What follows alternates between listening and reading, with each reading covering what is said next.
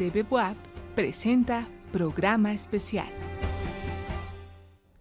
Enrique Cabrera Barroso, un personaje distinguido de la Universidad Autónoma de Puebla, histórico por muchas razones, pero que desgraciadamente las generaciones actuales han ido olvidando respecto a su actuación dentro de la Universidad Autónoma de Puebla. Este día nosotros vamos a dedicar este programa precisamente a este inolvidable personaje que participó en las luchas sociales, las luchas universitarias durante la década de 1960 prácticamente, y fue asesinado el 20 de diciembre de 1972. Se estarán cumpliendo 51 años de su asesinato. En la década de 1960 hubo una persecución constante en contra de campesinos, de trabajadores, de obreros, desapariciones forzosas, en el marco de un contexto, digamos, de persecución contra todo lo que tuviera olor a comunismo. La universidad no fue la excepción. Sus miembros fueron perseguidos por los sectores económicos recalcitrantes de derecha que veían en los jóvenes progresistas una amenaza para el establishment. El clero igualmente se unió a esa campaña en contra de lo que representara una amenaza comunista. El caso de Enrique Cabrera es uno más de los asesinatos que se fraguaron en esa década de 1970, y por eso queremos recordar este personaje que es fundamental en la historia de la Universidad Autónoma de Puebla. Hay quien dice que con Enrique Cabrera se inicia la reforma universitaria y que con su asesinato termina la reforma universitaria. Nosotros no creemos que sea tan determinante este corte, tan tajante, y por eso es que hemos invitado a destacados universitarios que seguramente coexistieron en el tiempo y convivieron con el propio Enrique Cabrera para que nos den su opinión respecto a el compañero que fue asesinado, compañero universitario que fue asesinado en 1972. Para ello tenemos en el estudio la presencia de Miguel Calderón Moreno, destacado luchador universitario, abogado, egresado de nuestra máxima casa de estudios y que se encuentra con nosotros. Bienvenido, Miguel Calderón. Gracias. Tenemos la presencia de la doctora Lilia Alarcón Pérez, que yo no sabía que se llamaba Mercedes, pero se lo estoy descubriendo apenas. Ella es doctora en investigación e innovación educativa, dirige unos posgrados en esta universidad dentro de la Facultad de Filosofía y Letras. Ella ingresó a la UAP en 1970 y participó también en muchas luchas, ha sido funcionaria, catedrática, investigadora de nuestra universidad durante todos estos años. Bienvenida, Lilia Alarcón Pérez. Hola, buenos. Y bueno, hemos hecho una invitación especial también a uno de los compañeros, personaje participante en todos estos aconteceres universitarios de la década de 1960 fundamentalmente, y parte de 1970. Me refiero a José Manuel Adolfo Pérez Espinosa, conocido comúnmente como el Chino Pérez. Él fue estudiante en el Colegio de Historia y participó en las luchas de los años del 66 al 68, y fue parte de aquel grupo que en 1966 tomó el Carolino para arrojar de alguna manera a aquel rector que quería entregar la universidad a manos del Estado. Me refiero al rector Garibay. Bienvenido, José Manuel Adolfo Pérez Espinosa. Estamos aquí para que nos den su opinión respecto a Enrique Cabrera Barroso. ¿Quién fue este gran personaje? ¿Qué recuerdan de Enrique Cabrera? Yo quisiera que comentáramos, que empezáramos con usted, José Manuel, que nos diera su recuerdo de quién fue Enrique Cabrera Barroso, cómo empezaron sus luchas. Sí, estaba yo pensando en dos vertientes, ¿no? Por un lado, la lucha que se dio por la autonomía universitaria en 1956, que podríamos decir que es el antecedente del movimiento de reforma universitaria que se da en 1961. Los compañeros el compañero que inicia, que levanta la lucha por la autonomía universitaria, conviene recordarlo, que es el doctor Francisco Arellano Campo, que ganó en 1956, en abril del 56 ganó la presidencia de la Federación Estudiantil Poblana y se propuso, ya como dirigente de la Federación Estudiantil Poblana, conseguir luchar por la autonomía universitaria, y fue la lucha que emprendieron ante el gobernador Rafael Ávila Camacho. Los compañeros lucharon en ese año, en el 56, y obtuvieron la autonomía en noviembre de 1956. Al año siguiente hay una efervescencia, podríamos decir, de los estudiantes universitarios que ya contaban con esa autonomía, y se empiezan a formar nuevos grupos, y entre ellos destacan el compañero Cito Vera Márquez y el compañero Antonio Pérez y Pérez, que formaron parte de del comité de prensa y propaganda de 3 federaciones estudiantiles consecutivas, que fue 57-58, 58-59 y 59-60.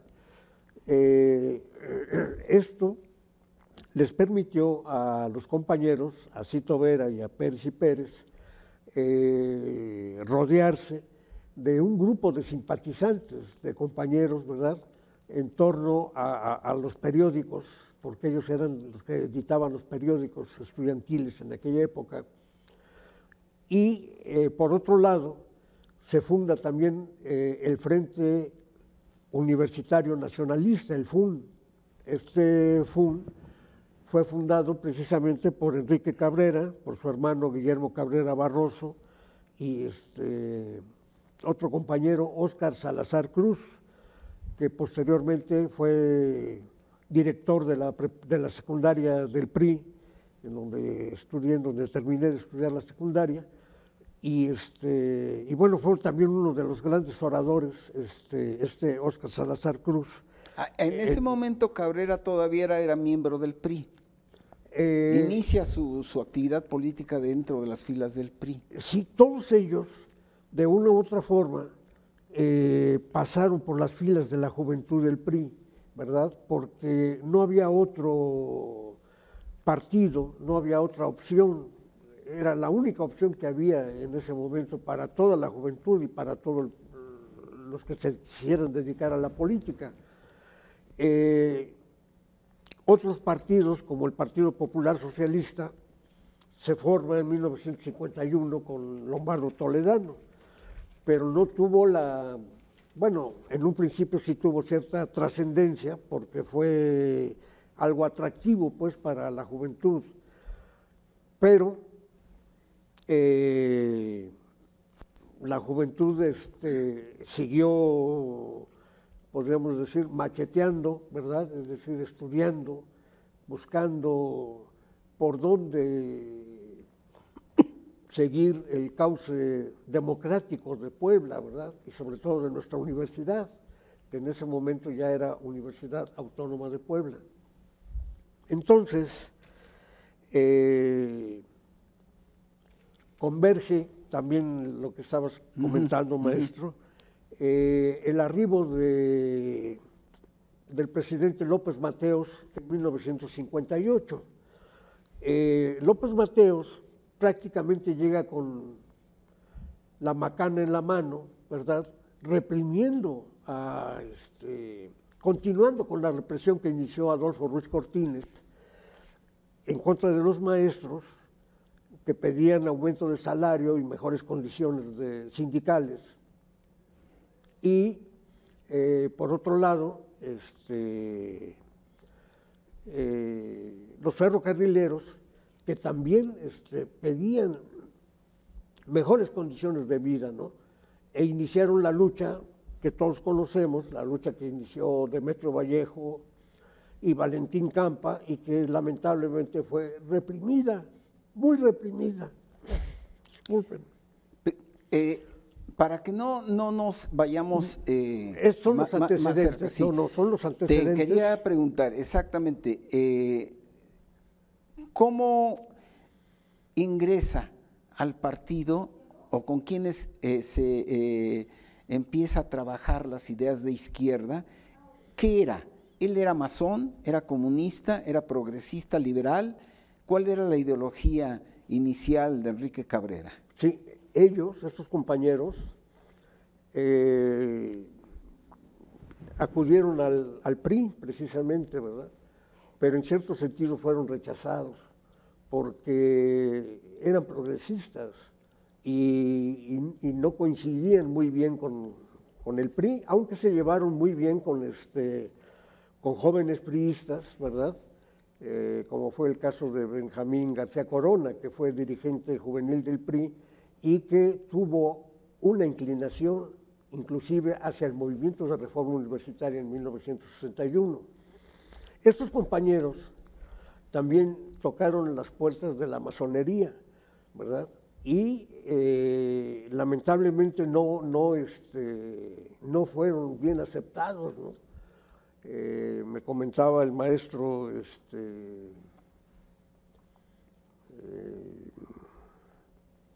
Yáñez, Alfonso Yáñez Delgado, que estaban en 1961 en las oficinas de la masonería, en la 11 Poniente, y llegó el papá de Federico Chilián, Ramón Chilián, y los sacó de las oficinas de la masonería, ¿no?, diciendo que no querían comunistas ahí en la masonería, ¿no? Y entonces, entre ellos estaba Alfonso Yáñez, el compañero Guillermo Héctor Reyes León, y fueron sacados, ¿verdad? Fueron a ver al maestro Luyando, al fotógrafo Luyando, que era el responsable de la masonería en Puebla, y ya fueron nuevamente a las oficinas de la masonería y les abrieron. Estos son los antecedentes de los compañeros. Ahora, Enrique Cabrera, cuando viene el movimiento de los ferrocarrileros, me comentó que sacaron un volante, ¿verdad?, en solidaridad con los ferrocarrileros, ¿verdad? Iban a realizar un meeting, ¿verdad?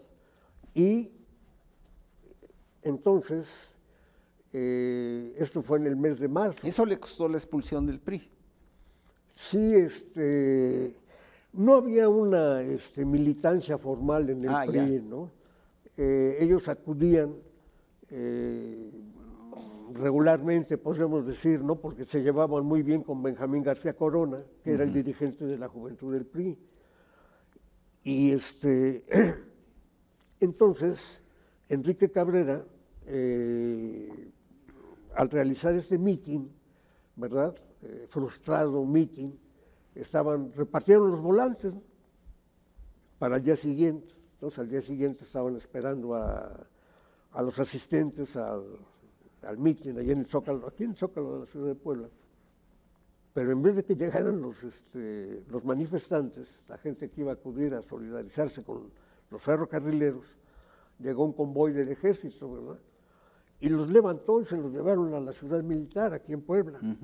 Entonces, allá en la ciudad militar, ahí se involucró, se relacionó precisamente con los ferrocarrileros. los ferrocarrileros, al ser reprimidos aquí en Puebla, fueron conducidos a la ciudad militar, ¿no?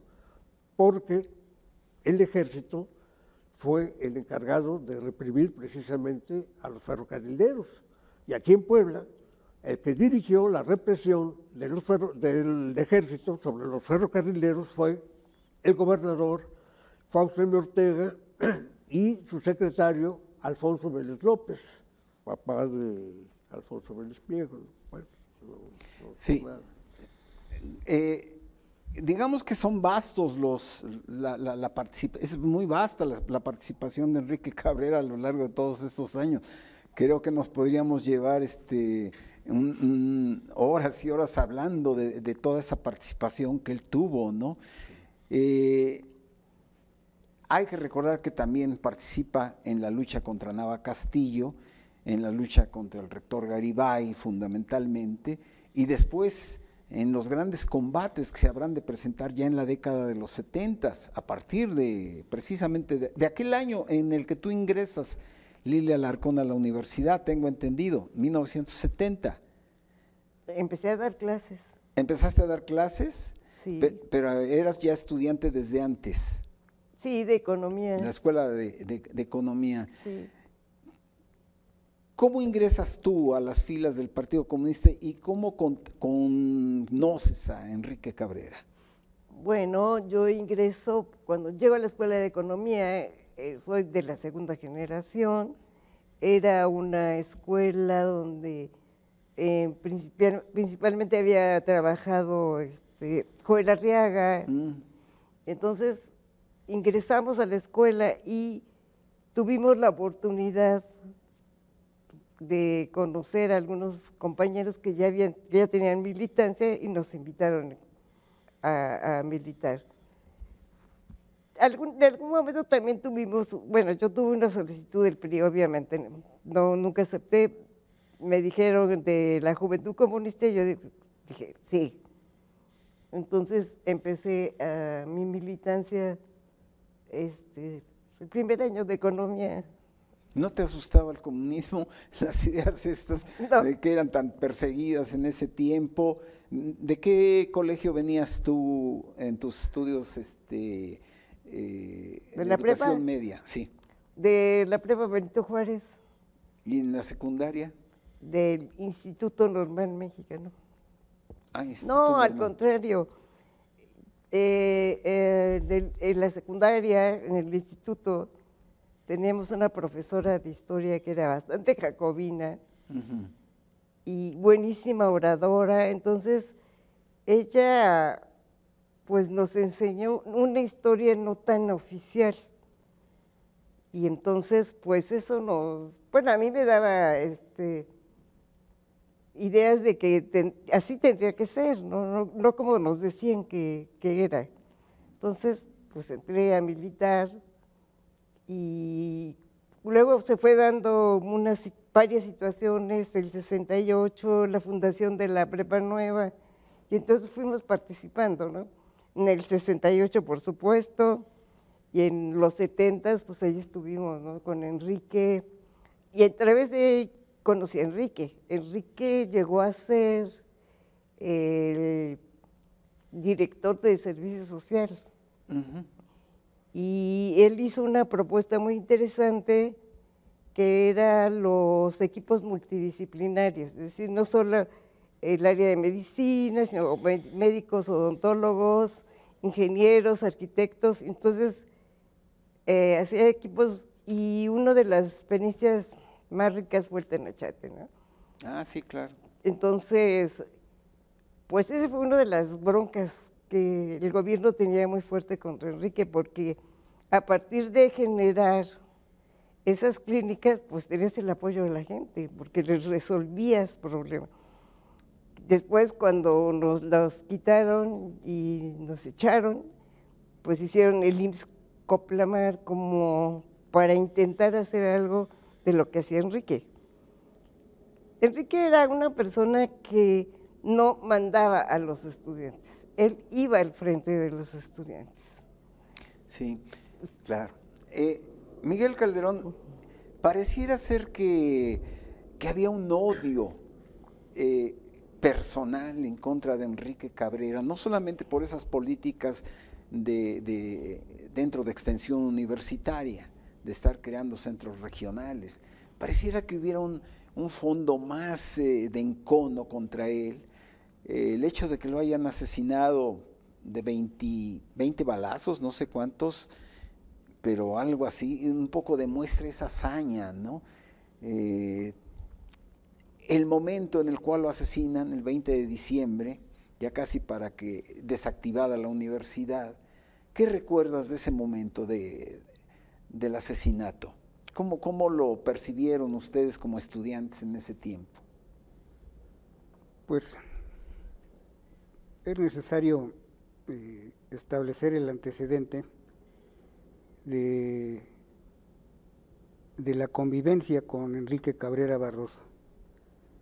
Lo conocí muy niño porque pues mi papá y Enrique Cabrera se conocieron y se trataron donde se tenían que haber conocido, en la cárcel de San Juan de Dios.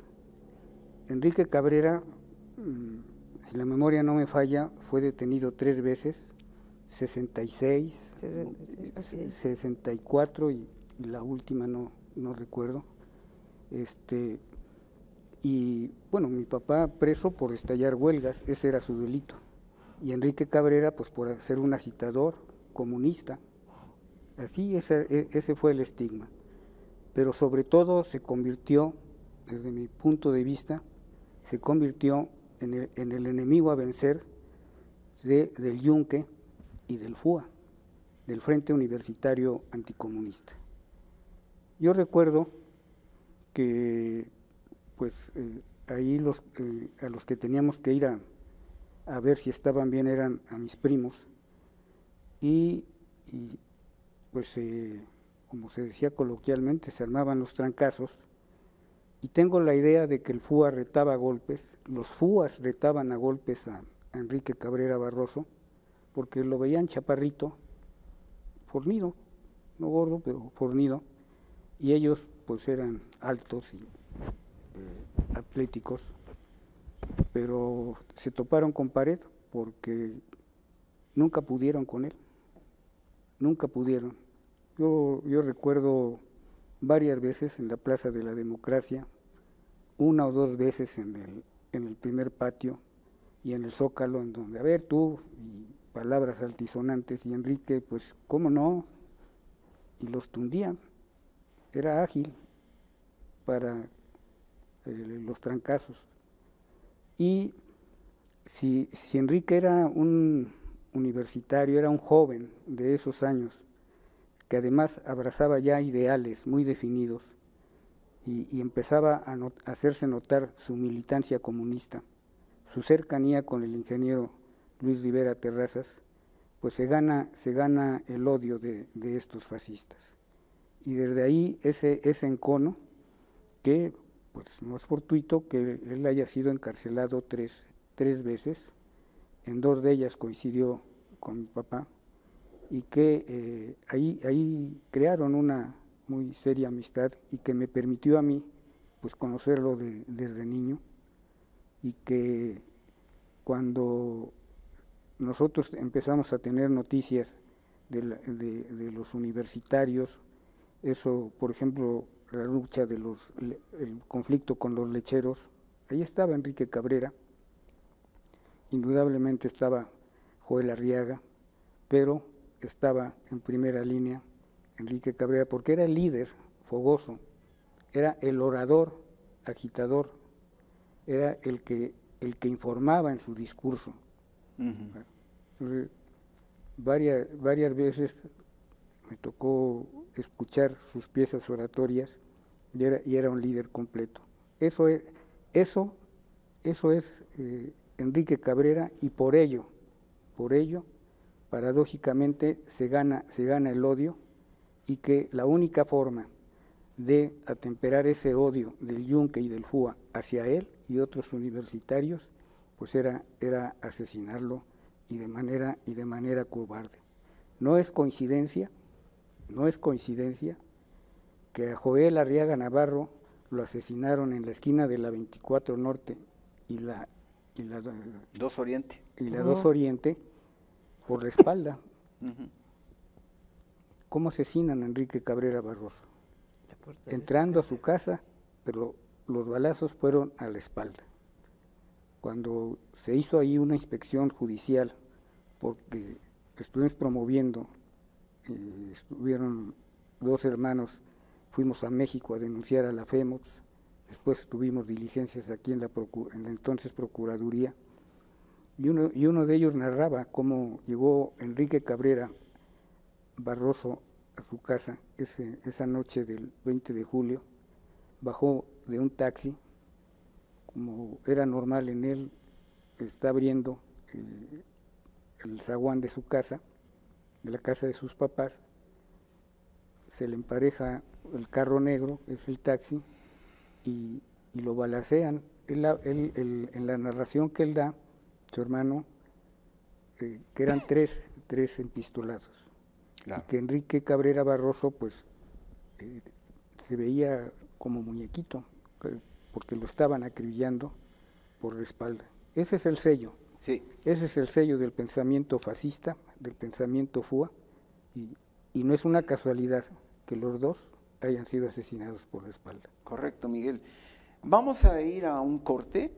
Cuando regresemos vamos a agregar la opinión del maestro doctor también Jaime Ornelas Delgado, que es un catedrático de toda la vida de esta universidad en la Facultad de Economía y otras escuelas, perseguido también en ese tiempo con órdenes de aprehensión por el gobierno de Bautista O'Farrill, y a quien hemos entrevistado, que lamentablemente él no pudo asistir, pero nos aportó su punto de vista. Y muy bien, vamos a darle paso a la opinión, al recuerdo que tiene Jaime Ornelas de Enrique Cabrera Barroso, si les parece.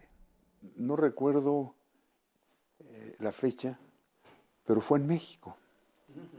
Yo era estudiante de la Facultad de Economía de la UNAM y nos convocaron a los estudiantes y a otros estudiantes de ciencias políticas a platicar con una persona, nos decían que viene de Puebla, y nos citaron en una escuela de arte, de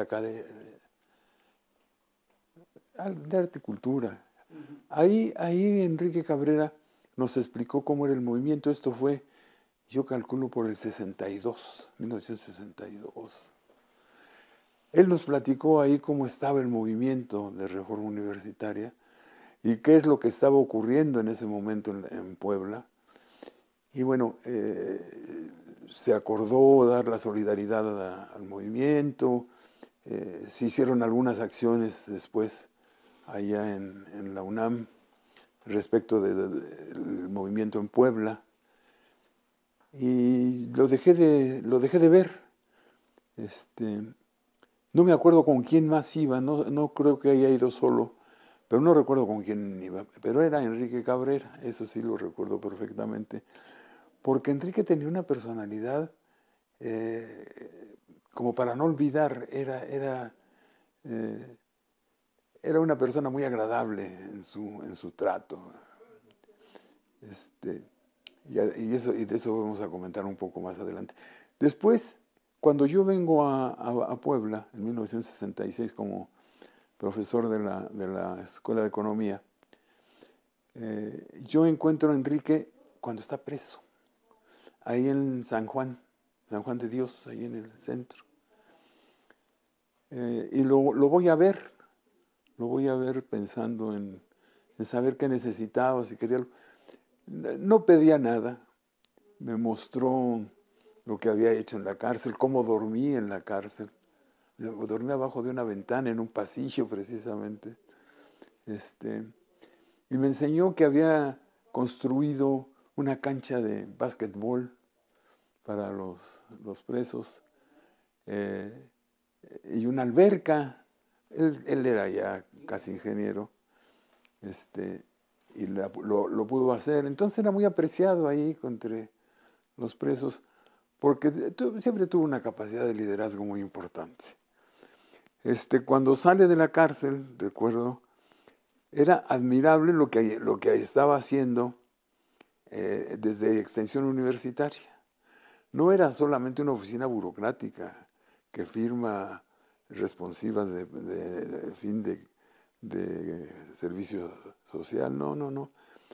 Él organizó las brigadas que en la Sierra Norte construyeron las clínicas populares, las clínicas universitarias, que daban atención en aquellos lugares que había desatendido el gobierno o que no atendía el gobierno. Inclusive muchas veces se acusó de que se estaba sustituyendo al gobierno y que no había que hacerlo, sino exigir al gobierno que pusiera esas clínicas. Pero Enrique persistió y llevaba brigadas interdisciplinarias, como se dice. Varias disciplinas participaban: arquitectura, ingeniería, hasta economistas en algún momento fueron a esas localidades a dar servicio de atención. Sobre todo iban odontólogos, iban médicos, enfermeras que atendían a la población. Y las clínicas fueron un papel muy importante para la presencia que tuvo la universidad en la Sierra Norte, donde Enrique era muy conocido y muy apreciado por todos los trabajos que hacía, porque no solamente creó o impulsó las clínicas universitarias, sino también muchas otras acciones con las brigadas, ¿no? Hubo mucha ayuda. Después cambió un poco, la política, ya no se atendieron esas. Se mantuvo la idea de que era el gobierno el que lo tenía que hacer y que no se podía sustituir porque era un poco utilizar recursos que eran para la docencia y la investigación en esas acciones de campo, ¿no? Esa fue el siguiente contacto con Enrique, este admirable programa de las clínicas, que hasta donde recuerdo él fue uno de los protagonistas más importantes desde la dirección de Extensión Universitaria y Servicio Social. Luego, ya con Enrique establecí una buena relación, sin llegar a ser una amistad profunda, porque era muy inquieto, nunca estaba en un lugar, siempre andaba. Recuerdo, tengo muy presente, hace 51 años, porque por ahí de octubre de 71, el gobernador Bautista O'Farrill convocó a una manifestación de las fuerzas de derecha. Fue toda la derecha y se instalaron en un templete que estaba en la 2 y el Zócalo, ahí en la 2. Ahí frente al Palacio Municipal, ahí se pusieron el templete y ahí se pidió Bautista le dijo al procurador que se abrieran las puertas de la cárcel para 5 universitarios. Estaba Enrique, estaba Alfonso, estaba el ingeniero Rivera Terraza, Sergio Flores y yo. Y bueno, yo lo estaba viendo por televisión el evento, y cuando dicen eso, la verdad es de que, bueno, mi esposa se puso nerviosa, yo me puse también nervioso, me asomé a la ventana, vivíamos ahí por el Hospital Guadalupe, me asomo a la ventana, yo dije, esto viene coordinado, seguramente a mencionar a 5 específicamente, directamente, seguramente nos van a detener. Pero no pasó nada. El que llegó fue Enrique Cabrera a mi casa. Él manejaba un coche Safari, creo que era de la Volkswagen, que era de la universidad, pero él lo manejaba. Y llegó a mi casa y le digo, ¿cómo ves, Enrique? Dice, no, ni te preocupes, me dijo, ni te preocupes, ni nos conocen, dice. Yo vengo de allá del meeting, yo estuve ahí, dice, ni nadie nos conoce, no saben de nosotros. Me decía, me decían, lo que sí te recomiendo, y me hizo mucho énfasis en eso, en que ya no uses tu coche, porque ya lo tienen visto y sí puede haber un atentado en tu contra. El antecedente es que a mí en septiembre de ese año me pusieron es un ladrillo con 2 cartuchos de pólvora que hacen mucho ruido, explosión, que te la avientan en tu casa con una ventana y hacen mucha explosión. Y queman las cortinas y eso que fue lo que me pasó a mí. Fue un susto porque hace mucho ruido y saca mucho humo y las cortinas empiezan a quemar. Ese es el antecedente, es decir, se ve que algunos estábamos en la mira de la derecha. Y me dice, ya no andes en tu coche, mejor pide un taxi, es más seguro un taxi. Y yo le dije, sí, Enrique, yo nunca usé el taxi, pero él sí, él ya no usaba el Safari, usaba taxi. Y resulta que en la versión, no sé si oficial, pero la más conocida por nosotros era que Enrique había llegado en taxi a su casa, ahí por la 16 de septiembre, cuando todavía aquello no estaba ni siquiera pavimentado y había terrenos muy grandes sembrados de maíz. Llegó Enrique, y mientras el taxi daba vueltas, él abría su casa y el sicario le dio un balazo en el glúteo, se cae Enrique y ahí le dan más tiros, no sé cuántos, le dan más tiros, ¿no? Y esa es la historia, y ya fue un dolor muy fuerte, muy, muy grande, porque él fue muy perseguido y poco se ha apreciado el hecho de que él fue el que inició en mucho las preocupaciones de la universidad por las cuestiones sociales, ¿no? Él fue un dirigente estudiantil, fue un dirigente político de su partido. Entonces, en esa época era difícil la militancia política y más la militancia comunista, él era del Partido Comunista. Era muy difícil, perseguidos, casi clandestinos. Pero Enrique fue de los que encabezaba la apertura, ¿no? Lo primero que entiendo fue cuando el movimiento estudiantil, que empezó a organizarlo, una llamada a un meeting, a una concentración en defensa de la Revolución Cubana. En fin, esa fue su militancia, cárcel. Te decía yo que hay un librito pequeño, pero muy, muy bonito, muy impactante más que bonito, muy impactante, que se llama Cárcel Municipal, de Enrique Cabrera, donde él relata toda su experiencia en la cárcel de San Juan de Dios. El libro lo publicó la UAP cuando ya se podía publicar ese tipo de libros, ¿no? Y ahí ves todo el sufrimiento que puede pasar a alguien que luchó por lo que creyó, es decir, una convicción férrea, una convicción absoluta, junto con otros camaradas que eran pocos, pero valientes, ¿no? Y valientes y decididos a ejercer una influencia mayor. Y esa fue la semilla que empezó a crear un movimiento, el de los carolinos, un movimiento que después se empujó muy fuerte, no solamente en la transformación de la universidad. Yo digo que la ciudad de Puebla no sería lo que es si no hubiera habido esa universidad crítica, democrática y popular.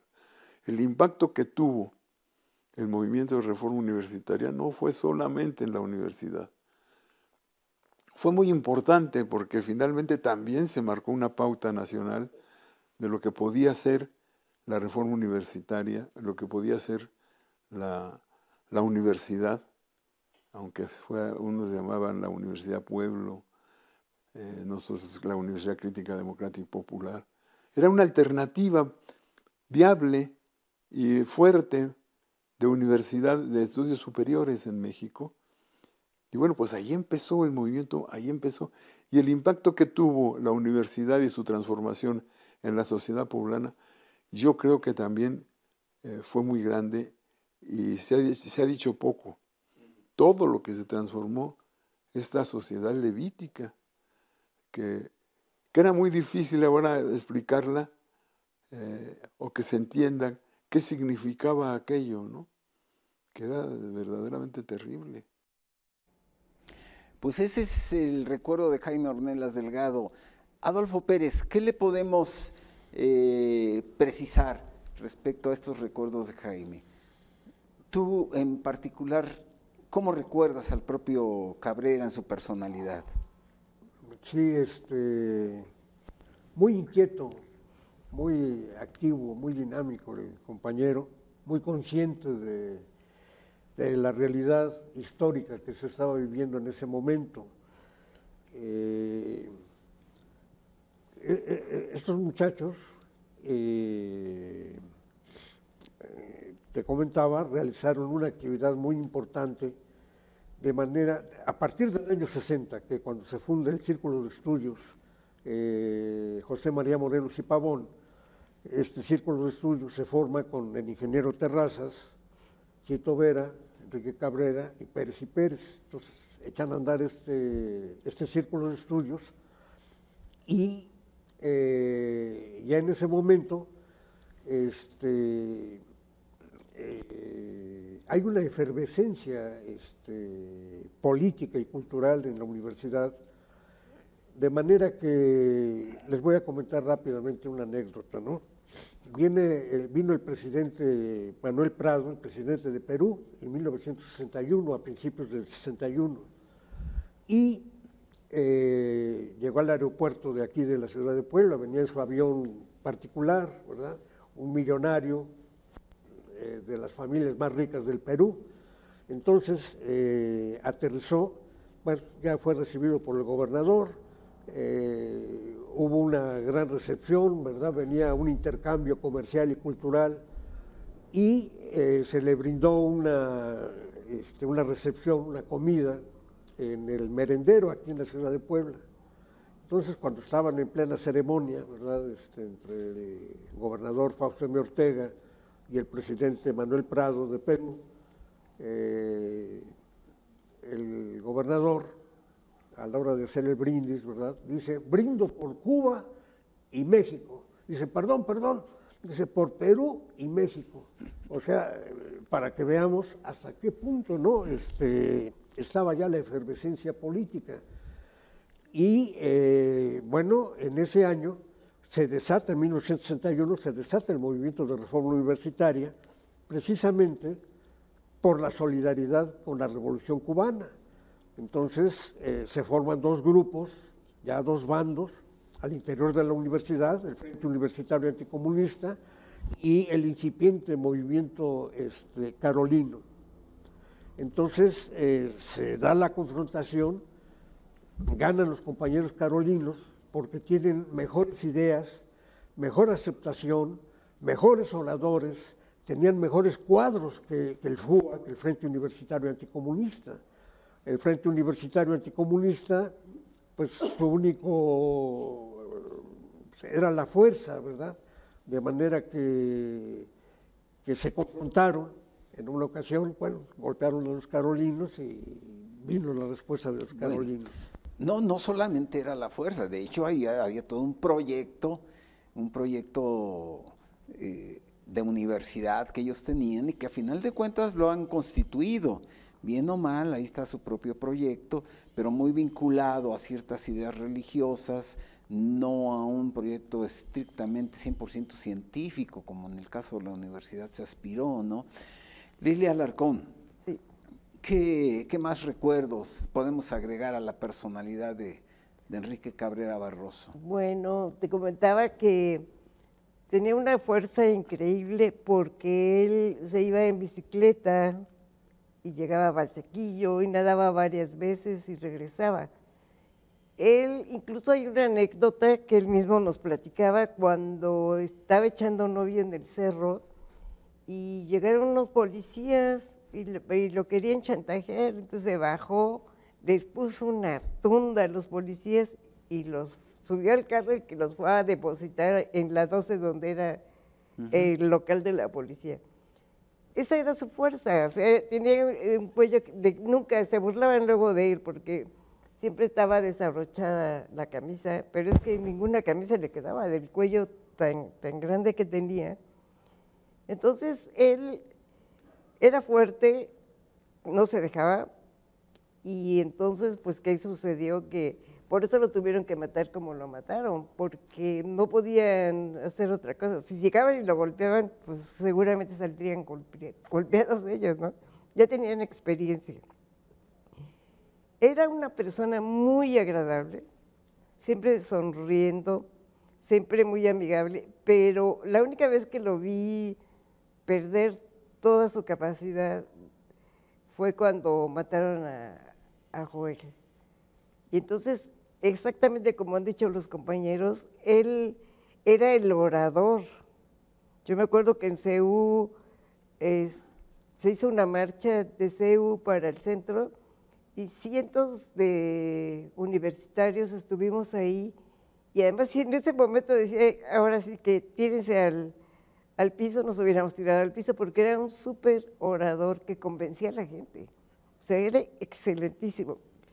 Por ejemplo, era diferente a Joel. Joel era el organizador, hablaba con la gente, había de repente ciertas animadversiones, él trataba de soslayarlas, entonces eran diferentes, pero cumplían muy bien el papel. O sea, no es casual que también hayan matado a Joel, porque los dos cumplían un rol muy importante dentro del movimiento. Y bueno, finalmente a mí me gustaría decir que Enrique nunca quiso tener hijos, tenía su novia, porque pensaba que si algo le pasaba, ¿qué iba a pasar? Y cuando murió, bueno, lo asesinaron, su padre fue a buscar a la chava con la que vivía para apoyarla si tenía hijos y bueno, se encontró con que él decidió no tener, y además así lo decía, decir, yo no puedo porque no sé qué va a hacer, porque en principio el doctor Cabrera, su padre, no estaba muy de acuerdo con que él fuera comunista, entonces pues él decía, no va a haber quien apoye. Era otra cosa que recuerdo mucho, es que era muy irreverente, fumaba puro, y entonces alguna vez el Consejo Universitario todavía en aquellas, se podía fumar en aquella época, y entonces él sacaba su puro en las reuniones con el gobernador, con Blumenthal, y le fumaba en la cara, y yo le decía, Enrique, y se moría de la risa, porque además ese era Enrique, o sea, siempre con una actitud hacia adelante, muy empático, solidario, y siempre, por ejemplo, él me decía, y no te vayas sola a tu casa, porque tú también estás participando. Y yo le decía, Enrique, cuídate tú, no te me andes cuidando, pero siempre él procuraba cuidarte. O sea, era así como el amigo grande que te quería mucho y que te cuidaba. Entonces, pues sí, cuando lo asesinan fue una situación muy complicada para todos, porque incluso se había planteado que se fuera a Oaxaca, que él estuviera fuera. Pero bueno, Enrique era así, era necio. Claro. Y no le tenía miedo a la muerte además, entonces pues, que se viene, pues que lo matan. Entonces, pero sí fue terrible, ¿no? Perder a los dos compañeros. Miguel Calderón, ¿qué podemos agregarle? Muchos recuerdos se agolpan cuando hablamos de nuestros personajes y que pues con mucho orgullo de nuestros camaradas. Hay recuerdos muy agradables, pero también muy tristes. Yo recibí la noticia de su asesinato cuando estuve preso en la cárcel de San Juan de Dios y Jacobo Zabludowski abrió su noticiero. Asesinan al director de Extensión Universitaria, Enrique Cabrera Barroso, al llegar a su casa. Y pues ya con estar ahí purgando el cautiverio en San Juan de Dios, a nosotros en lo que decían que era el dormitorio, nos abrían todos los días a las 6 de la mañana. Y yo quería salir ya desde con mucha antelación, no pude dormir, y abrí la puerta y ya había bastantes presos. Abrí la puerta del dormitorio, había bastantes presos, y escuchaba voces que me decían: mataron a nuestro Baril, mataron a tu Baril, Miguel. Y me daban el pésame. Muy triste, muy triste. Claro. Nos quedan unos pocos minutos, Adolfo, si nos quieres comentar. Sí, rápidamente. Enrique Cabrera fue podríamos decir, el líder principal del 61, bueno, junto con Chito Vera y el compañero Guzmán, Arturo Guzmán, que incluso cayeron a la cárcel, fueron presos. Enrique Cabrera se reincorpora nuevamente al movimiento en 1964 con motivo del movimiento contra Nava Castillo, ¿no? Con el movimiento de los lecheros. Y nuevamente Enrique Cabrera se acerca nuevamente a la universidad cuando se da el movimiento en contra del rector Garibay. El hecho de que Enrique Cabrera llegara a la preparatoria y de que estuviera con nosotros, ¿verdad?, allí en la preparatoria, provocó que nuevamente el gobierno lo detuviera y estuvo en la cárcel más o menos un año, un poquito más de un año, en 1966-67. Sale libre gracias al triunfo del movimiento estudiantil en 1967, que se gana el directorio estudiantil poblano, que encabeza Guilebaldo Montiel y dirigido por el compañero Joel Arriaga. Y nuevamente Enrique, es preso, y al salir de la cárcel en el año 67, no sale así ya, ¿no?, sino que el gobierno lo condiciona y lo manda a la Ciudad de México becado, ¿verdad? Con esa condición sale Enrique, porque no quieren que permanezca en Puebla, ¿verdad? Entonces Enrique Cabrera pues se va a la Ciudad de México becado y regresa en el 68-69, cuando termina el gobernador Merino Fernández. Y Enrique nuevamente también se incorpora al movimiento que sostuvimos en la lucha contra el gobernador Gonzalo Bautista. Y Enrique Cabrera jugó un papel muy importante precisamente en la lucha contra Gonzalo Bautista, y esto le costó la vida a Enrique, ¿no? Al final de cuentas. Tuvo claro, podríamos decir, una situación personal con Gonzalo Bautista, porque Gonzalo Bautista era miembro del Consejo de Honor en 1961 y sale expulsado precisamente por el movimiento de reforma universitaria que ganaron los carolinos. Y sale de la universidad y bueno, se incorpora al PRI, a la política, es diputado, luego es senador, y como senador Gonzalo Bautista compite por la candidatura del PRI, pero es apoyado por el grupo de los Santillanas, por el grupo santillanista, el grupo que dirigen los hermanos Arturo y Ernesto Santillana. Y en esta confrontación, ¿verdad?, nuevamente gana el grupo democrático que dirige Joel Arriaga. Era un viejo agravio el que estaba cobrando en todo caso este gobernador. Exactamente, sufrió dos derrotas claro. de parte del movimiento estudiantil. Y Adolfo, se nos ha terminado el tiempo. Yo les quiero agradecer a los tres el que nos hayan aportado estos recuerdos de Enrique Cabrera Barroso, porque la verdad es que, decíamos, es un personaje histórico. La universidad le dedicó 2 preparatorias, llevan su nombre, la preparatoria de Tecamachalco y la preparatoria urbana, y muchas generaciones llegan actualmente a la universidad, pasan incluso por sus aulas, pero no saben quién fue Enrique Cabrera Barroso, ni lo que hizo por esta universidad. Así es de que con ustedes que nos aportan esto, enriquecemos la memoria histórica de quien no debe por ningún momento ser olvidado en nuestra historia. Muchas gracias a todos ustedes, gracias a nuestro auditorio. Gracias. TV Buap presentó Programa Especial.